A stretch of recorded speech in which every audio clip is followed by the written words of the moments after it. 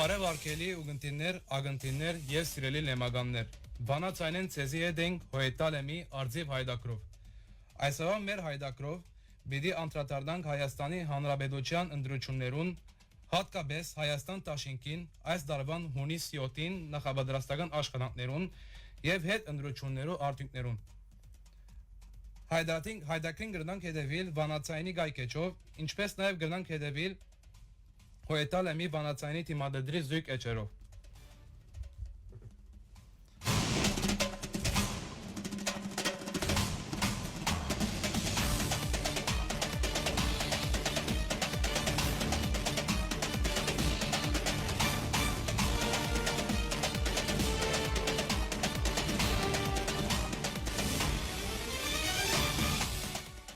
Այսօրվան արցանց գաբով մեր հայդակրի հյուրն է Հայաստանի Կերակույն մարմնի անդամ եւ Հայաստանի Հանրապետության ազգային ժողովի պատգամավոր ընկերուհի Կրիստինե Վարդանյան։ Բարի եկացեք ընկերուհի, շնորհակալ ենք, որ ընդառաջեցիք մեր հրավերը։ Ուրեմն ընկերուհի, այսօրվա մեր հայդակրի նպատակն է մեր երիտասարդությունը իրազեկ դարձնել հետ ընդրություններու իրականության։ Հետևաբար գուզենք նախ խոսել նախանդրական կարոզարշավներու մասին։ Ինչպես ընթացան եւ ինչ էին հիմնական դժվարությունները կամ ինչպիսի ճնշումներով հանդիսացան ինտիմության դաշտի մեջ։ Հայաստանում իսկապես կարևոր ընտրություններ են տեղի ունեցել, կարևոր ոչ միայն Հայաստանում ապրողների համար, այլ ամբողջ աշխարհի հայերի համար, եւ բառի ամենաուղիղ իմաստով նախընտրած շրջանն էլ եղել է այդպես ոչ ստանդարտ, աննախադեպ, եթե կուզենք, աննախադեպ իրականում ցավոք սրտի վատ իմաստով, որովհետեւ քարոզչության ընթացքում մենք տեսել ենք բազմաթիվ սպառնալիքներ ընդդիմադիրների նկատմամբ, ընդհանուր ձերբակալելը, մենք ունենք դեպք, երբ իշխող ուժի ղեկավարը հայտարարել է, որ վաղը կտեսնեք ընդդիմադիրներ կձերբակալվեն կոնկրետ խտվածով եւ դա տեղի է ունեցել, մինչեւ հիմա կալանավայրում են ընդդիմադիրները, տասնյակ անդամներ ընդդիմադիր կուսակցությունների եւ դաշինքների շտաբերի տարբեր օրերի ձերբակալել են, շտաբեր են ներխուժել ուժայինները եւ այդպեսով խոչընդոտվել է նաեւ ընդդիմադիր շտաբերի գործունեությունը։ Մենք սա տեսել ենք նաեւ ռետորաբանության մեջ, այսինքն առաջին անգամ Հայաստանի ընտրությունների ժամանակ նախընտրական շրջանում որևէ տեխնացու, իսկ այս դեպքում իշխող ուժի տեխնացուն ուղղակի Հայաստանի քաղաքացիներին մեղադրել է, որ օրինակ պատերազմում նրանք չեն զոհվել, տարբեր սպառնալիքներ է հնչեցրել։ Մենք այս նախընտրած շրջանում նաև ականատես եղանք, ինչպես Հայաստանի տարածքի տակ գտնվող դիապետության տակ հայկական գյուղերը անվանվեցին ադրբեջանական անուններով եւ խոշոր հաշվով հայտարարվեց, որ նոր տարածքային զիջումներ պետք է լինեն Ադրբեջանին։ Իշխող ուժը իր նախընտրական ծրագրում ամրագրել է արշավ հայ առաքելական եկեղեցու նկատմամբ եւ կաթողիկոսի փոփոխությունն է ամրագրել իր նախընտրական ծրագրում։ Ընդհանրապես նաեւ ականատես ենք եղել աննախադեպ երկրի գործերին միջամտության, երբ արտաքին դերակատարներ ուղիղ միջամտություն են փորձել ունեցել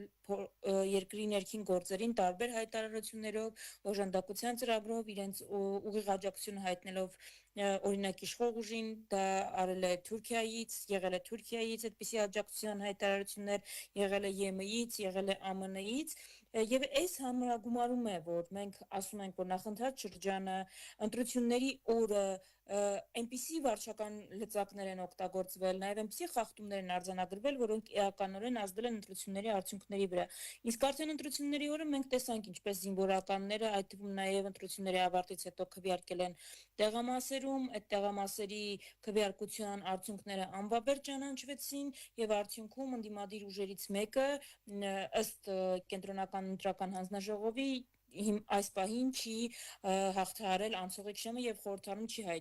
հայտնվելու, չնայած սա օրենքի կոպիտ խախտում է, որովհետեւ եթե այդպիսի որոշում էր կայացվում, պետք է վերաքվեարկություն տեղ ունենար։ Հիմա այս ամբողջ փաստարկները ներկայացվում են նաեւ սահմանադրական դատարանում Եվ դուք որպեսզի պատկերացնեք, թե ինչ ցավալի խախտումների մասին է, մենք Բացահայտել ենք Սահմանադրական դատարանում, որ իշխող ուժի քարոզարշավը տեղի է ունեցել պետական բյուջեի հաշվին, այսինքն ունեցել է իշխող ուժը մրցակցային առավելություն, գերազանցել է նախընտրական քարոզարշավի թույլատրելի սահմանը շուրջ 50%-ով։ Այս խախտումների մասին, այսինքն ոչ թե 1-2 դրվագի, այլ համակարգային խախտումների, վարչական ռեսուրսի չարաշահման մասին ենք խոսում ընդդիմադիր ուժերը, երբ խոսում են այնպիսի խախտումների մասին, որոնք ազդել են ընտրությունների արդյունքների վրա։ Հենց այս խախտումներն էլ մենք հավաքել ենք միտեղ եւ ՍԴ դիմում ենք ներկայացրել այս օրերին Սահմանադրական դատարանում, հենց այս դիմումներն էլ քննվում են եւ դուք տեսնում եք, թե ինչպես է ընդդիմությունը ներկայացնում իր փաստարկները, որոնք թվեր են, փաստեր են, տալիս է հարցեր, որոնց պատասխաններ չկան։ Սահմանադրական դատարանը իր որոշումը կհայտնի հունիսի 4-ին եւ այս պահին այդ գործընթացի մեջ ենք մենք գտնվում։ Ըստ ձեր նախնական ակնկալումներուն, ինչպես կարժևորեք Հայաստան դաշինքի արձանագրած արդյունքները, ինչ ըսելիքներ ունիք այս իմաստով։ Բոլոր դերակատարները իրականում Հայաստանում, այդ թվում նաև ոչ ընդդիմադիր, այդ թվում նաև անկախ փորձագետներ արձանագրում են, որ ամենալավ քարոզարշավը ընդդիմության դաշտում իրականացրել է Հայաստան դաշինքը, նշելով, որ կարողացել է մոբիլիզացնել իր ընտրազանգվածը, իրականացրել է քաղաքական այլընտրանքի առաջադրում, ներկայացրել է թիմ եւ ծրագիր եւ ընդհանրապես կարողացել է տարբերվել եւ մարդկանց համար լինել հետաքրքիր։ Մենք շատ արժևորում ենք, մենք այս ընտրություններին ստացել ենք շուրջ 150,000 քաղաքացիների քվե, որը շատ մեծ պատասխանատվություն է մեզ համար, որովհետև այսպիսի բռնաճնշումների պարագայում, այսպիսի պայմաններում, երբ ընդդիմադիր դաշտում բազմաթիվ էին դերակատարները եւ բոլորը գրեթե փորձում էին այնպես ներկայացնել, որ մենք ուղակի նախորդ ընտրություններին ստացել ենք ամբողջ ընդդիմության ձայները, դրանք մեր ձայները չեն եղել, այլ ընդդիմությանն են եղել, եւ որ եթե մեզնից բացի այլ ուժեր մասնակցեն ընտրություններին, մենք ուղակի շեմը չենք հաղթահարի նույնիսկ, այս պարագայում մենք ոչ միայն ցույց տվեցինք, որ այդ խնդիրը չունենք, այլ ցույց տվեցինք, որ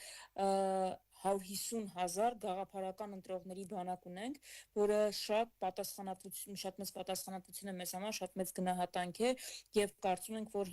շատ կարեւոր բազա է հետագա աշխատանքները կազմակերպելու համար։ Այս իմաստով շնորհակալություն բոլոր ընտրողներին, շնորհակալություն այն աջակցության համար, որ ստացել ենք, սա մեզ համար պատասխանատվություն է եւ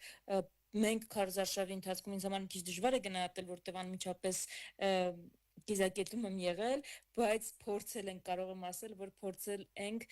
անել մեր մաքսիմումը, մնացածը արդեն ընտրողները կարող են գնահատել, որքանն է այդ մաքսիմումից արվել։ Գիտենք, որ այս ընտրությունները ճակատագրական էին եւ մեծ հույս եւ լուրջ աշխատանք կար փոփոխություն իրականացնելու։ Ընդհանուր առմամբ, ձեր գնահատումով որքանով այս ընտրությունները եղան արտար, տապանցիկ եւ օրինավոր։ Դեղի ունեցավ քվեներով վերահաշվական, այդ մեկը որքանով նպատակի ծառայեց։ Արդեն նշեցի առաջին հարցին պատասխանում, որ բազմաթիվ խախտումներ են տեղի ունեցել։ Գիտեք,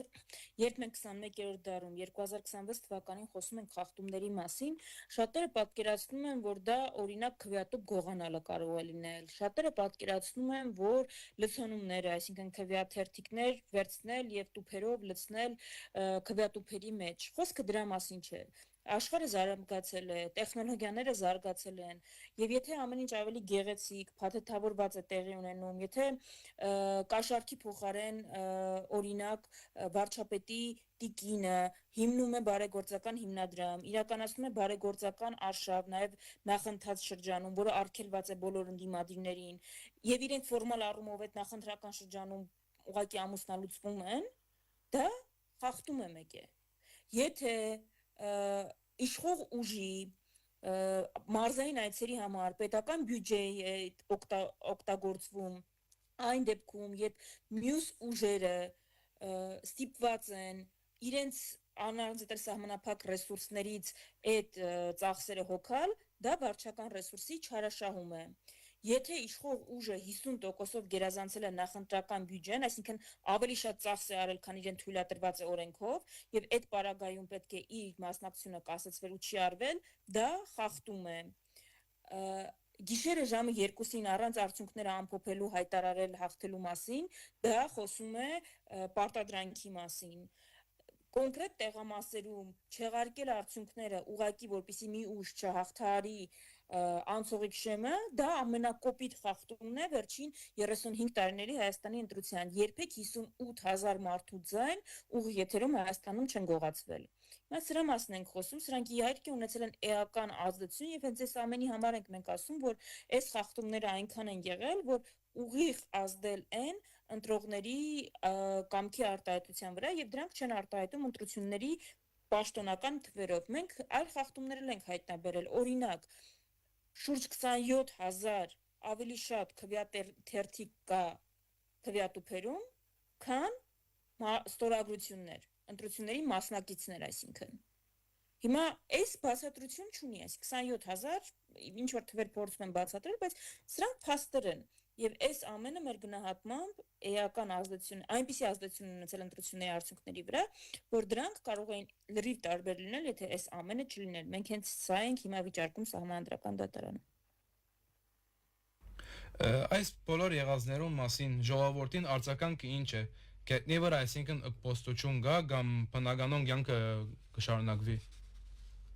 Կա հիասթափություն, սա չեմ կարող ուղիղ չասել, որովհետև իսկապես ուժերի լարում է եղել նախընտրական շրջանում եւ հիմա կա օբյեկտիվ հիասթափություն, կա նաեւ սպասում Սահմանադրական դատարանից եւ այն խոսքին եմ ուզում անդրադառնալ Նիկոլ Փաշինյանի, որ որտեղ են ցուցարարները, եթե տեղի են ունեցել խախտումներ, գիտեք, խախտումներ լինել չլինելը չի որոշվում, դրանից հետո ցույցեր կան թե չկան։ Օրինակ, թիմ ընտրություն 18 համայնքում շուրջ քաղաքացիական պայմանագիրը չի ընդունել ընտրությունների արդյունքները, ընդդիմադիր համայնքապետեր ընտրվել են,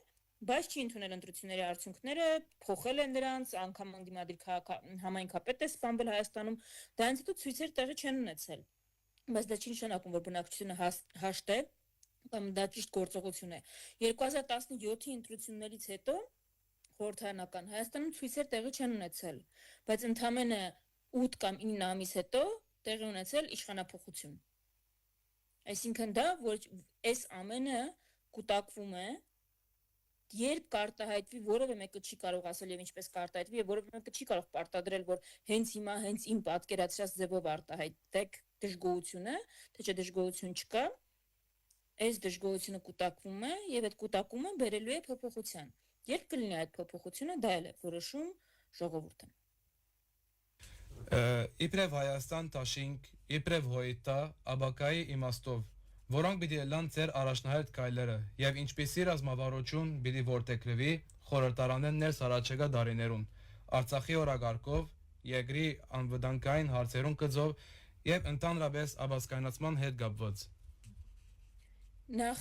մենք այն փուլում ենք, որ դեռ պետք է որոշենք մանդատներ վերցնել չվերցնելու հարցը եւ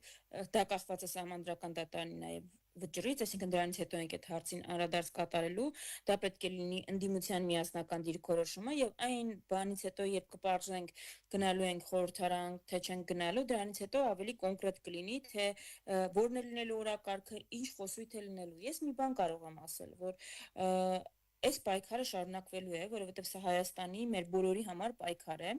Պայքարը իրականում շարունակելու մենք տարբերակել չունենք։ Ձեր նշած հարցերից որևէ մեկը մյուսին չի հակասում։ Մենք ունենք գլոբալ անվտանգային խնդիր։ Մեզ առաջիկայում սպասվում է, Նիկոլ Փաշինյանը ասում է, որ սահմանադրության փոփոխություն է սպասվում եւ դրա համար երկրի ներսում օրենքներ է փոխում ինքը, արգելելով օրինակ Սփյուռքում գտնվող Հայաստանի քաղաքացիներին մասնակցել ընտրություններին, օրինակ արգելելով տարբեր փոփոխություններ բերելով եւ մեր գործը, կարծես ինքն էլ նախանշում է, մեր գործը դա թույլ չտալն է, դրա դեմ պայքարելն է եւ երկրի անվտանգային հարցերը, բայց նաեւ սոցիալական հարցերը բարձրաձայնելը ու ցույց տալը, որ այս բոլոր խնդիրները կապ ունեն գործող իշխանության հետ։ Ընկերի մենք իբրև լեմագաններ կամ սպիրկի երիտասարդություն ինչ դեր ունենք այս բոլորի մեջ, ինչ կսպասվի սպիրկի երիտասարդութենեն եւ ինչ է ձեր գոչը մեզի։ Կոչ չեմ անի, խնդրանք ավելի շուտ, խնդրանք եւ անկեղծ զրույց, անկեղծ երկխոսություն, Տեսեք, դուք շատ ճիշտ նշեցիք, որ ինքնության դեմ պայքար է, հայկական ինքնության։ Սփյուռքի համայնքները այդ ինքնության համար պայքարել են բոլոր այս տարիներին, բոլոր այս ընթացքում։ Դուք շատ ավելի լավ գիտեք ձևերը։ Ցավոք,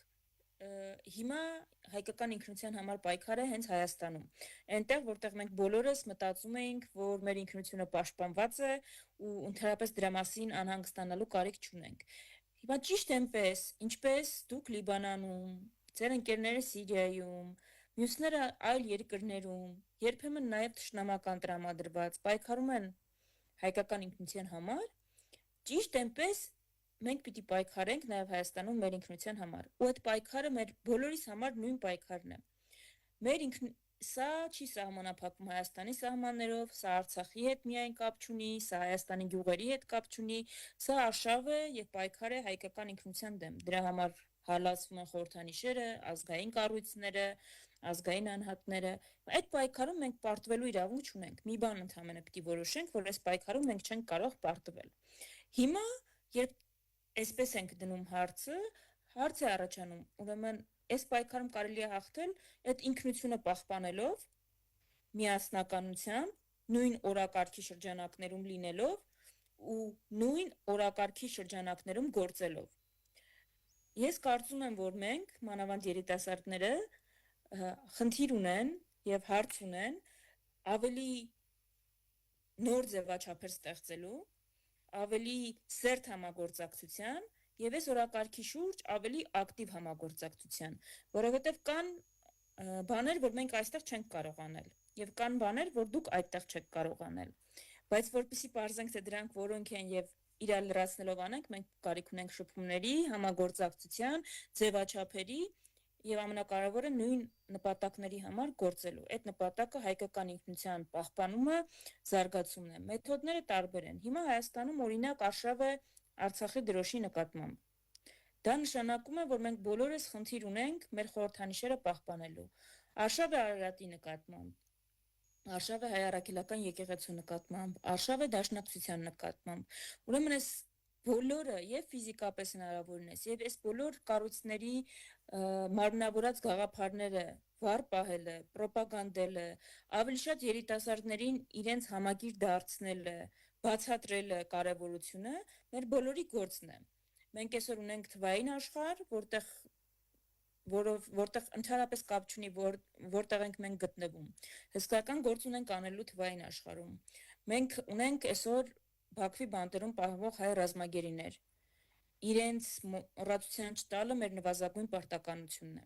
Այս բոլորը գործեր են, որ կարող ենք անել անկախ մեր գտնվելու վայրից, հիշելով, որ մենք մի ազգ ենք, ունենք մի պայքար, նույն պայքարը։ Կարծում եմ սրանք են կարևոր ուղղությունները, որով կարող ենք եւ պիտի իրար հետ աշխատենք։ Դրա համար խնդրանքս հենց այս ուղղություններով աշխատելն է, որովհետեւ առավել քան երբևէ մեր հայրենիքը իսկապես մեր կարիքը ունի։ Ինքը տարիներ շարունակ մեզ տվել է հպարտություն, տան զգացողություն, մենք շատ ուրախ ենք եղել, որ ապահով Արցախով ազատագրված հայրենիք ունենք